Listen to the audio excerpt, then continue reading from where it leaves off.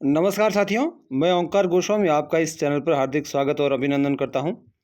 आज के इस वीडियो में हम महात्मा गांधी गवर्नमेंट स्कूल के अंतर्गत जो 20 अंक की योजनाएं पूछी जाती हैं राज्य सरकार की और केंद्र सरकार की, उनमें से हम आज बात करने वाले हैं राजस्थान राज्य में चलने वाली एक योजना जिसका नाम है मुख्यमंत्री अनुप्रति कोचिंग योजना। इसके बारे में विस्तार से जानेंगे। 5 जून 2021 को मुख्यमंत्री श्री अशोक गहलोत ने हर वर्ग के आर्थिक रूप से कमजोर वर्ग के प्रतिभावान पात्र विद्यार्थियों को प्रतियोगी परीक्षाओं और विभिन्न प्रोफेशनल कोर्स की उत्कृष्ट तैयारी के लिए निःशुल्क कोचिंग योजना की स्वीकृति दी थी। यानी कि यह 5 जून 2021 को इसकी शुरुआत हुई है। प्रारंभ है वो अशोक गहलोत जी के द्वारा करवाया गया है और आर्थिक रूप से जो कमजोर हैं उनके लिए यह निःशुल्क रूप से कोचिंग के रूप में प्रदान की जाती हैं। अब इसके संचालन के बारे में जानते हैं। जनजातीय क्षेत्रीय विकास विभाग और सामाजिक न्याय एवं अधिकारिता विभाग तथा अल्पसंख्यक मामलात विभाग के माध्यम से यह जो अनुप्रति कोचिंग योजना है वो संचालित होती हैं तीनों विभागों द्वारा। जनजातीय क्षेत्रीय विकास योजना टीएसपी एरिया में, सामाजिक न्याय एवं अधिकारिता विभाग है वो संपूर्ण राजस्थान में, और अल्पसंख्यक मामलात हैं वो अल्पसंख्यक जो है उनके बारे में उनको ये छात्रवृत्ति प्रदान करने के लिए ये योजना है वो लागू करवाती है। अब इसमें बात करें नोडल विभाग की, सामाजिक न्याय एवं अधिकारिता विभाग है इसका जो नोडल विभाग है, और यहीं से सारी जो प्रक्रिया है वो पूर्ण की जाती है। पात्रता की बारे में बात करें तो अनुसूचित जाति यानी कि एससी, अनुसूचित जनजाति यानी कि एसटी, अन्य पिछड़ा वर्ग ओबीसी, अति पिछड़ा वर्ग एमबीसी, अल्पसंख्यक माइनॉरिटी और आर्थिक रूप से कमजोर वर्ग के विद्यार्थी यानी कि ईडब्ल्यूएस के पात्र होंगे जिनके परिवार की वार्षिक आय 8 लाख रुपए प्रति वर्ष से कम है। ये ईडब्ल्यूएस के लिए है। ये सभी वर्गों की जिनकी वार्षिक आय है वो 8 लाख से कम है, उन सभी को इसमें शामिल किया गया है। इसमें जो सामान्य वर्ग है वो शामिल नहीं है। इसके अलावा ऐसे विद्यार्थी जिनके माता पिता राज्य सरकार के कार्मिक के रूप में पे मैट्रिक्स लेवल 11 तक का वेतन प्राप्त कर रहे हैं, यानी कि माता पिता हैं वो राज्य सरकार के कार्मिक हैं और पे मैट्रिक्स लेवल उनका 11 है, L11 का जो वेतन है वो प्राप्त कर रहे हैं, वे भी पात्र होंगे। किसी भी छात्र छात्रा को इस योजना का लाभ केवल 1 वर्ष की अवधि के लिए देय होगा, यानी कि ये 1 वर्ष के लिए ही अनुप्रति कोचिंग योजना है वो उसका लाभ है किसी भी छात्र छात्रा को दिया जा सकता है। अब इसके लाभ के बारे में बात करते हैं। संघ लोक सेवा आयोग द्वारा आयोजित सिविल सेवा परीक्षा, राजस्थान लोक सेवा आयोग द्वारा आयोजित आरएएस एवं अधीनस्थ सेवा संयुक्त प्रतियोगी परीक्षा, सब इंस्पेक्टर तथा 3600 ग्रेड पे या पे मैट्रिक्स लेवल 10 से ऊपर की अन्य परीक्षा, और रीट राजस्थान कर्मचारी चयन आयोग द्वारा आयोजित ग्रेड पे 2400 या पे मैट्रिक्स लेवल 5 से ऊपर की परीक्षा और कांस्टेबल परीक्षा आदि की तैयारी करने वाले अभ्यर्थियों को योजना का लाभ मिलेगा। इसके बारे में विशेष जानकारी दी गई है। परीक्षार्थियों को मेरिट का निर्धारण, उनकी जो मेरिट है उसका निर्धारण कक्षा 12वीं अथवा 10वीं के प्राप्तांकों के आधार पर किया जाएगा। छात्र छात्राओं के चयन के समय यह प्रयास किया जाएगा कि लाभार्थियों में कम से कम 50% छात्राएं हो, तो 50% छात्राओं को यह लाभ दिया जाएगा और 12वीं और 10वीं के प्राप्तांक के उनके आधार पर इनका जो चयन होगा।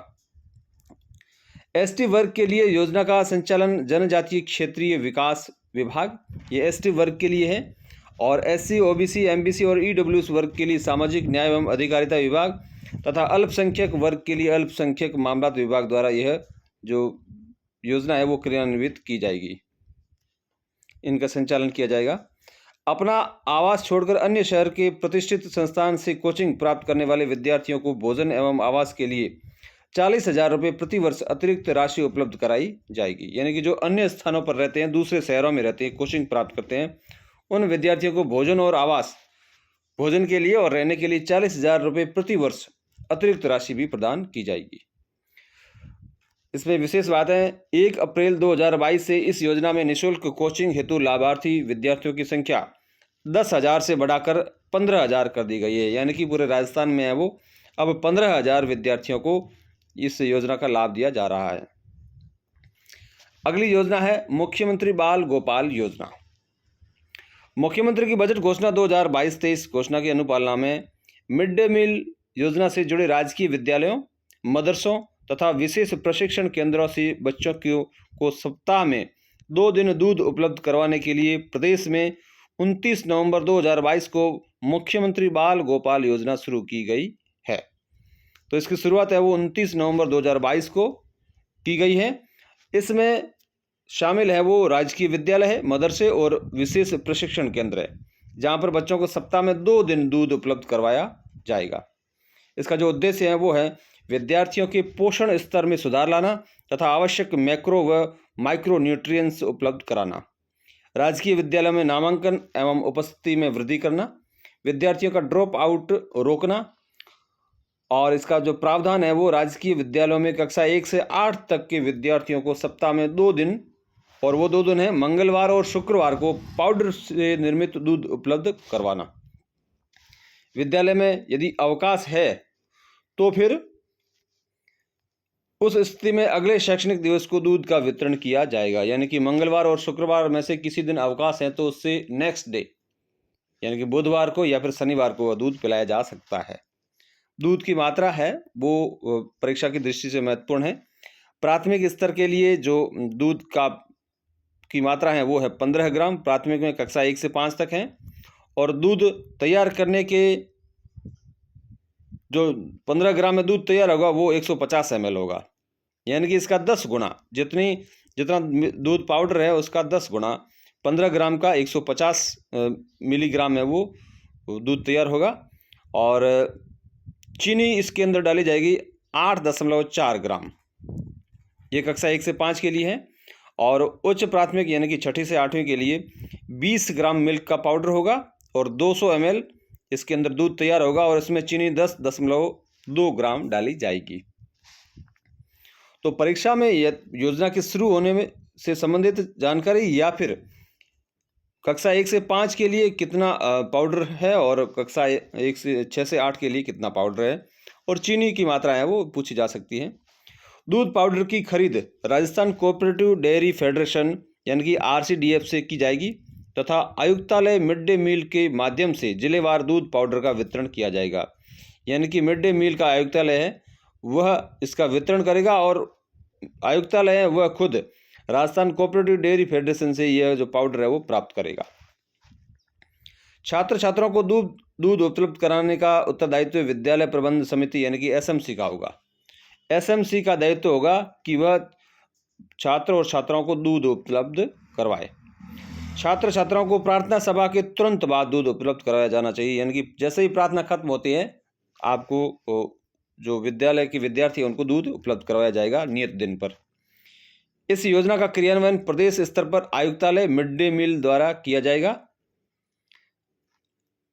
और जिला स्तर पर जिला कलेक्टर और ब्लॉक स्तर पर CBO कार्यालय योजना के क्रियान्वयन हेतु उत्तरदायी होंगे।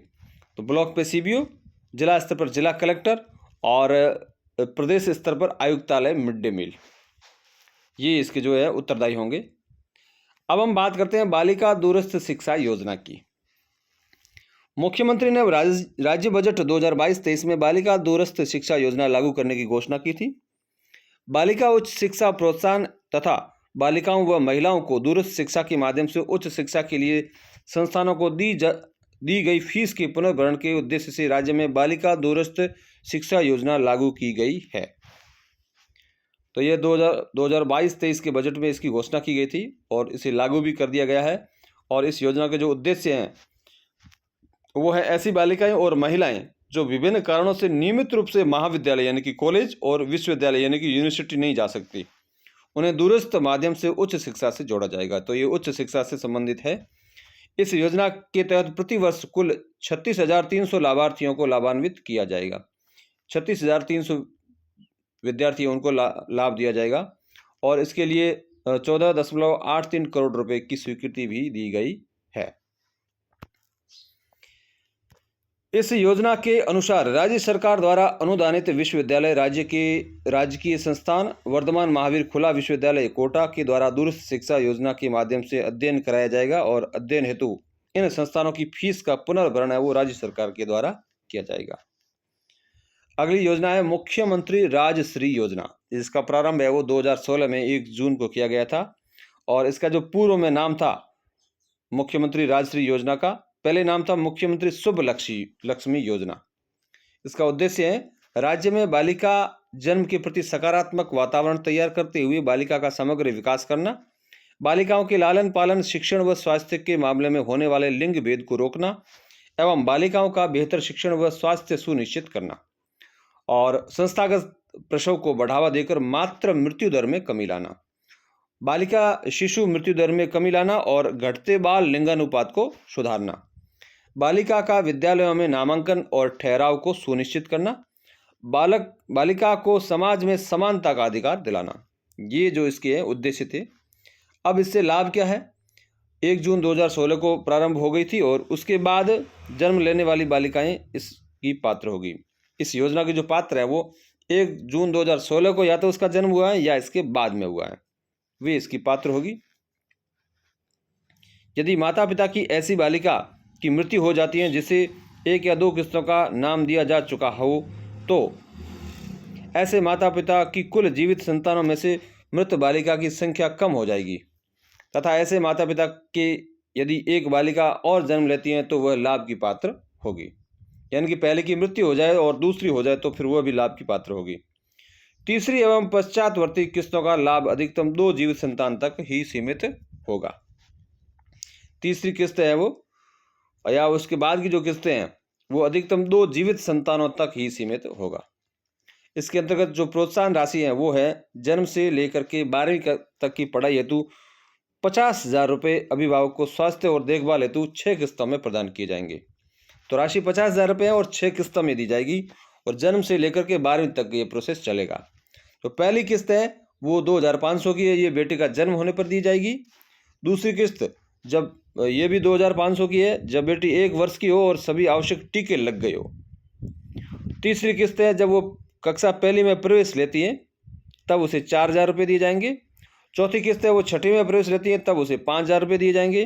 पाँचवीं किस्त जब वह 10वीं उत्तीर्ण कर लेती हैं तो उसे 11,000 रुपये और छठी किस्त के रूप में जब 12वीं उत्तीर्ण करेगी तो 25,000 रुपये दिए जाएंगे। तो इसमें शुरुआती 2 किस्तें 2,500 रुपये की हैं, फिर पहली में प्रवेश लेते ही 4,000, छठी में प्रवेश पर 5,000, 10वीं पास करने पर 11,000 और 12वीं पास करने पर 25,000 रुपये। इस प्रकार पूरे 50,000 रुपये का जो भुगतान है वो बालिका जब जन्म से लेकर के उसकी 12वीं उत्तीर्ण करने तक उसे प्रदान किया जाता है। शेष अन्य परिलाभ महिला एवं बाल विकास विभाग द्वारा तय प्रावधान अनुसार दिए जाएंगे। और भी यदि कुछ दिया जाता है कुछ लाभ तो वह विभाग के द्वारा दिया जाएगा। अगली जो योजना है वो है कालीबाई भील मेधावी छात्रा स्कूटी योजना। प्रारंभ इसका 1 अप्रैल 2020 को हुआ है और मेधावी छात्रा स्कूटी योजना 2015 में प्रारंभ की गई। उस समय इसका जो नाम था वो कालीबाई भील मेधावी छात्रा स्कूटी योजना 2020 में किया गया था। तो उस समय जो है जो नाम था उस नाम में थोड़ा परिवर्तन किया गया है और अभी वर्तमान में जो नाम है, पहले नाम था मेधावी छात्रा स्कूटी योजना 2015। मेधावी छात्रा स्कूटी योजना का नाम है वो बदल करके कर दिया कालीबाई भील मेधावी छात्रा स्कूटी योजना। इसमें कालीबाई नाम और आगे जोड़ दिया गया। पहले मेधावी छात्रा स्कूटी योजना, बाद में 2020 में इसका जो नाम है वो कालीबाई भील आगे जोड़ दिया गया। तो यह 2015 में से चलती आ रही है और जो कालीबाई भील ये नाम जोड़ा गया है ये 2020 में जोड़ा गया है।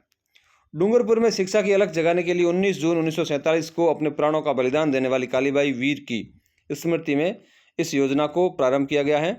इसका नोडल विभाग है आयुक्त कॉलेज शिक्षा विभाग और उद्देश्य इसका है राजस्थान राज्य की मेधावी छात्रों को राजकीय विद्यालयों में कक्षा 9वीं से 12वीं तक नियमित छात्रा के रूप में प्रवेश लेकर अध्ययन करने हेतु प्रेरित करना और माध्यमिक शिक्षा बोर्ड द्वारा आयोजित परीक्षा तथा विश्वविद्यालय द्वारा आयोजित स्नातक डिग्री यानी कि BA, BSc या BCom की डिग्री परीक्षा में अधिक से अधिक अंक लाने, उसमें प्रतिस्पर्धा की भावना विकसित करने, उच्च अध्ययन हेतु आकर्षित करने एवं उच्च शिक्षा हेतु वाहन सुविधा उपलब्ध कराना है। और इसके जो पात्र हैं वो कौन कौन है? इस योजना के अंतर्गत ऐसी छात्राएं जो आर्थिक रूप से पिछड़े सामान्य वर्ग से हैं, सामान्य वर्ग की हैं लेकिन आर्थिक रूप से कमज़ोर है और उनके माता पिता या संरक्षक की सभी स्रोतों से आय है वो 2.5 लाख से कम है।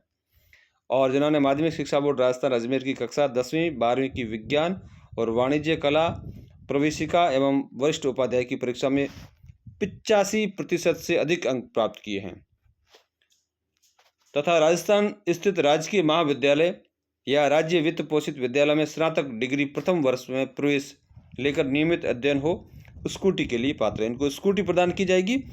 85% उन्होंने अंक प्राप्त कर लिए हो और वो स्नातक में बीए बीएससी या बीकॉम के अंदर फर्स्ट ईयर के अंदर उसने एडमिशन ले लिया हो। विशेष बात है, जिस बालिका को कक्षा 10 में स्कूटी मिल चुकी है उसे कक्षा 12 में 40,000 रुपये की वित्तीय सहायता दी जाएगी। यानी कि जिसको स्कूटी योजना के अंतर्गत जो है कक्षा 10 में ही स्कूटी मिल गई है तो कक्षा 12 में उसे 40,000 रुपये की सहायता है और अतिरिक्त दी जाएगी। योजना के अंतर्गत प्रदान की जाने वाली कुल स्कूटी संख्याओं का विवरण इस प्रकार है। 50% स्कूटी है वो माध्यमिक शिक्षा बोर्ड के राजकीय स्कूलों में अध्ययनरत है उनको दी जाती है। 25% स्कूटी है वो माध्यमिक शिक्षा बोर्ड के निजी विद्यालय में अध्ययनरत हैं उनको दी जाती हैं और 25% स्कूटी हैं वो सीबीएसई के राजकीय या प्राइवेट विद्यालय में अध्ययनरत छात्राओं को प्रदान की जाती हैं। तो ये योजना थी और इसका जो थोड़ी और जानकारी है। योजना के तहत चयन पात्र छात्राओं में से जिलेवार वरीयता के आधार पर किया जाएगा। जिला स्तर पर जो वरीयता सूची होती है उसके आधार पर इनका चयन किया जाएगा।